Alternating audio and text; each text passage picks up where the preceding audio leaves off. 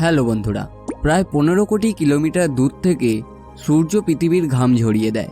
প্রশ্ন হলো, পৃথিবীর এ অবস্থা করলেও সূর্য কেন মহাকাশের ঘাম ঝরাতে পারে না? অর্থাৎ মহাশূন্য কেন উষ্ণ হয় না, সবসময় শীতল থাকে কেন?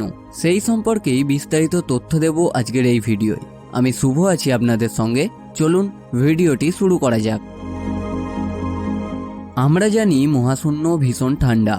গড়ে সেখানকার আবহাওয়া 2.7 কেলভিন বা -270.45 ডিগ্রি সেলসিয়াস।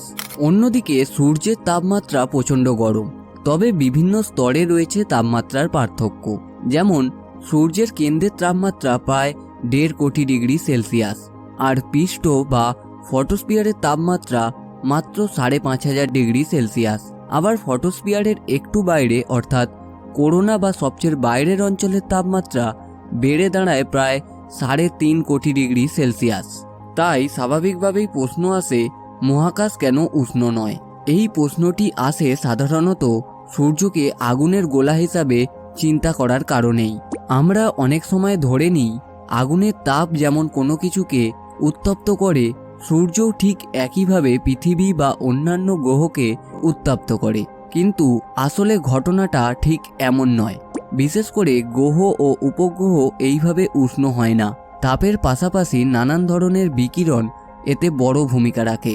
আমরা পৃথিবীতে বসে যে তাপ অনুভব করি তার সবটাই সূর্য থেকে তাপশক্তি আকারে আসে না। যেমনটা বললাম, সূর্য থেকে নির্গত নানান বিকিরণ এই তাপের পিছনে দায়ী। বিদ্যুৎ চুম্বকীয় তরঙ্গের প্রায় সব বর্ণালী সূর্য থেকে বিকিরিত হয়। এর মধ্যে দৃশ্যমান আলো অন্যতম।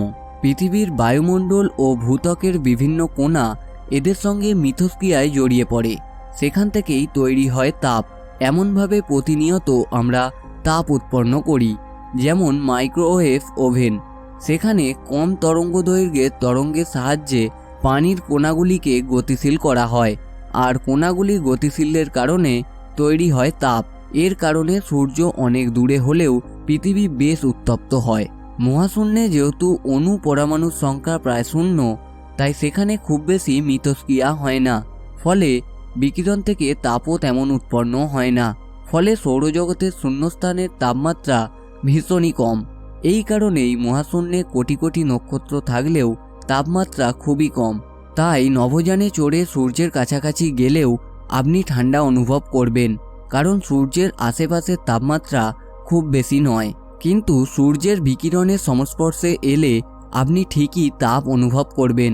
অর্থাৎ কোনো পদার্থ বিকিরণের সংস্পর্শে এলে উত্তপ্ত হবেই। এখনও পর্যন্ত মানুষের তৈরি পার্ক সোলার প্রোব সূর্যের সবচেয়ে কাছে গিয়েছে। 2023 সালের অক্টোবরে নভোযানটি সূর্যের প্রায় 72 লক্ষ কিলোমিটারের মধ্যে চলে যায়। এই সময় প্রায় 1400 ডিগ্রি সেলসিয়াস তাপমাত্রা রেকর্ড করে নভোযানটি। তবে এটি ছিল পার্কের বাইরের তাপমাত্রা।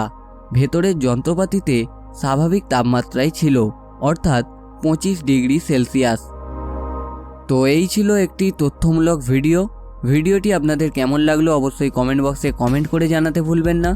যদি ভালো লাগে অবশ্যই বন্ধুদের সঙ্গে শেয়ার করবেন এবং ভিডিওটিতে একটি লাইক করবেন। আপনি যদি আমাদের চ্যানেলে নতুন হয়ে থাকেন তাহলে অবশ্যই যাবার আগে আমাদের চ্যানেলটি সাবস্ক্রাইব করে যাবেন। আবার দেখা হবে পরবর্তী কোনো নতুন ভিডিওয় নতুন ইনফরমেশান নিয়ে।